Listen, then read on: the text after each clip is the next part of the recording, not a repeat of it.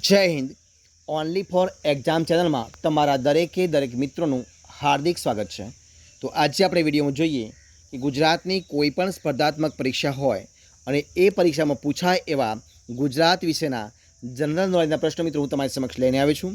અને એ પ્રશ્નો મિત્રો વેરી મોસ્ટ આઈએમપી પ્રશ્નો છે, જે દરેક વિડીયો મિત્રો આપણે 30 પ્રશ્નો મૂકવાનો પ્રયત્ન કરીએ છીએ. અને આજનો જે વિડીયો છે એની અંદર ભાગ નંબર 22 છે, તો વિડીયો પૂરેપૂરો જોજો કે જેથી તમને થોડી મદદરૂપ થઈ શકે.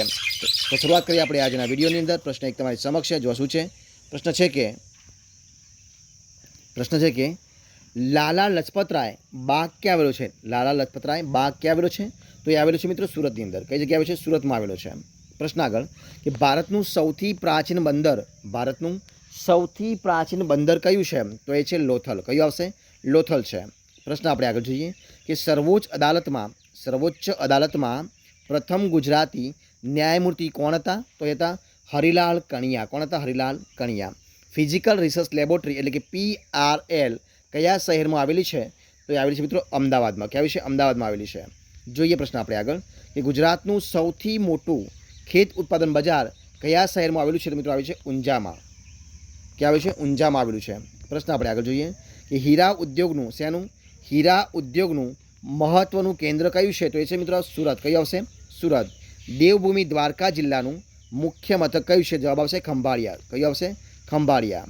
જોઈએ પ્રશ્ન આપણે આગળ કે સાળંગપુરમાં કયા ભગવાનનું મંદિર આવેલું છે? તો હનુમાનજીનું. કોનું આવેલું છે? હનુમાનજીનું મંદિર આવેલું છે. કયું શહેર કચ્છના પેરિસ તરીકે જાણીતું છે? તો આવશે મિત્રો મુન્દ્રા. કયું આવશે? મુન્દ્રા. પ્રશ્ન આપણે આગળ જોઈએ કે ગુજરાતમાં અકીકનો ઉદ્યોગ કયા સ્થળે વિકસ્યો છે? મિત્રો વિકસ્યો છે ખંભાતમાં. કઈ જગ્યાએ વિકસ્યો છે? ખંભાતમાં. નીલમબાગ પેલેસ કયા શહેરમાં આવેલો છે? તો એ આવેલો છે ભાવનગરની અંદર. ક્યાં આવે છે? ભાવનગરમાં. પ્રશ્ન જોઈએ આપણે આગળ કે પાવાગઢનો ડુંગર કયા તાલુકામાં આવેલો છે? તો જવાબ આવશે હાલોલ તાલુકામાં. પ્રશ્ન આપણે આગળ જોઈએ કે ગુજરાતના કયા પક્ષીવિદને ભારત સરકારે પદ્મભૂષણથી સન્માનિત કર્યા હતા? તો આવશે સલીમ અલીને. કોને? સલીમ અલીને. સલ્તનત યુગમાં ગુજરાતનું સૌથી વધુ સમૃદ્ધ બંદર કયું હતું? તો આવશે ખંભાત. કયું બંદર હતું? ખંભાત બંદર. પ્રશ્ન આપણે આગળ જોઈએ કે મહી નદી મહી નદી ખાડીથી મહીસાગર તરીકે કઈથી ઓળખાય છે? તો વૈરાની ખાડીથી. કઈથી? વૈરાની ખાડીથી ઓળખાય છે. ઉનાથી ચોરવાડ વચ્ચેનો પ્રદેશ કયા નામથી ઓળખાય છે? તે ઓળખાય છે નાગેર નામથી. કયા નામથી ઓળખાય છે? નાગેર નામથી ઓળખાય છે.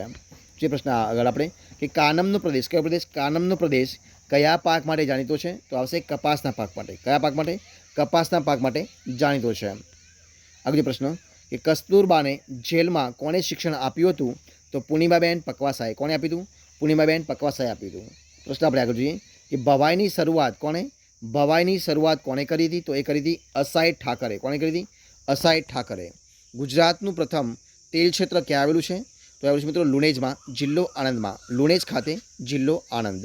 પ્રશ્ન આપણે આગળ જોઈએ કે ગુજરાતી ભાષાના પ્રાચીન હસ્તલિખિત પુસ્તકોનો સંગ્રહ કઈ સંસ્થા કરે છે? તો એ કરે છે ફાર્સ ગુજરાતી સભા. કઈ આવશે?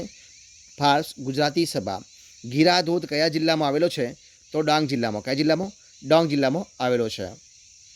કલાપી કયા રાજ્યના રાજા હતા? તો કલાપી મિત્રો જે લાઠી રાજ્ય છે, તો લાઠી રાજ્યના રાજા હતા. પ્રશ્ન આગળ જોઈએ કે કયા ગુજરાતી ભારતની સૌથી મોટી સોફ્ટવેર કંપનીના, એટલે જે નામ છે વિપ્રો, તો કંપની એટલે કે વિપ્રોના ચેરમેન છે? તો મિત્રો એ છે અજીમ પ્રેમજી. કોણ છે? અજીમ પ્રેમજી. પ્રશ્ન આપણે આગળ જોઈએ કે કયા અન્યાયકરનો ભંગ કરવા માટે ગાંધીજીએ દાંડીકૂચ કરી હતી? તો જવાબ આવશે મીઠાના કાયદાનો. કોનો? મીઠાના કાયદાનો. ભારતના પ્રથમ ગુજરાતી વડાપ્રધાન કોણ હતા? મિત્રો હતા ગુલઝારીલાલ નંદા. કોણ હતા? ગુલઝારીલાલ નંદા. જોઈએ પ્રશ્ન આપણે આગળ કે આજી ડેમ. કયો ડેમ? આજી ડેમ કયા જિલ્લામાં આવેલો છે? તો રાજકોટ જિલ્લામાં. કઈ જગ્યાએ? રાજકોટ જિલ્લામાં. મિતિયાળા ડુંગર કયા જિલ્લામાં આવેલો છે? તો મિતિયાળા ડુંગર એ ભાવનગર જિલ્લામાં. કઈ જિલ્લામાં? ભાવનગર જિલ્લામાં આવેલો છે. જોઈએ પ્રશ્ન આપણે આગળ કે મહારાજા ભગવતસિંહજી બાલાશ્રમ ક્યાં આવેલો છે? મિત્રો આવેલો છે ગાંડલમાં. કઈ જગ્યાએ? ગાંડલમાં. પ્રશ્ન આપણે આગળ જોઈએ કે મોતીબાગ. કયો મિત્રો? મોતીબાગ ક્રિકેટ ગ્રાઉન્ડ ક્યાં આવેલું છે? તો વડોદરામાં. તો મિત્રો અહીંયા આપણે જે 30 પ્રશ્ન મિત્રો આપણે વિડીયો બનાવીએ છીએ, સંપૂર્ણપણે આપણે એનો વિડીયો અહીંયા પૂરું કરીએ છીએ. જો તમને વિડીયો ગમ્યો હોય, પસંદ આવ્યો હોય, યુઝફુલ લાગ્યો હોય તો એને લાઇક કરો, કોમેન્ટ કરો, તમારા મિત્રોને વિડીયો શેર કરો, અને છેલ્લે ચેનલમાં નવા હોય, ચેનલ સબસ્ક્રાઈબ ન કરી હોય તો ઓનલી ફોર એક્ઝામ ચેનલને સબસ્ક્રાઈબ કરવા માટે વિનંતી છે. મારા વિડીયોને પહેલાંથી છેલ્લા સુધી જોવા માટે તમારા દરેક મિત્રોનો હું દિલથી ખૂબ ખૂબ આભાર માનું છું. ફરી મળીશું કે નવા વિડીયો સાથે, નવા ટોપિક સાથે. ત્યાં સુધી બની રહો. જય હિન્દ, જય ભારત, જય જય ગરવી ગુજરાત. Best of luck.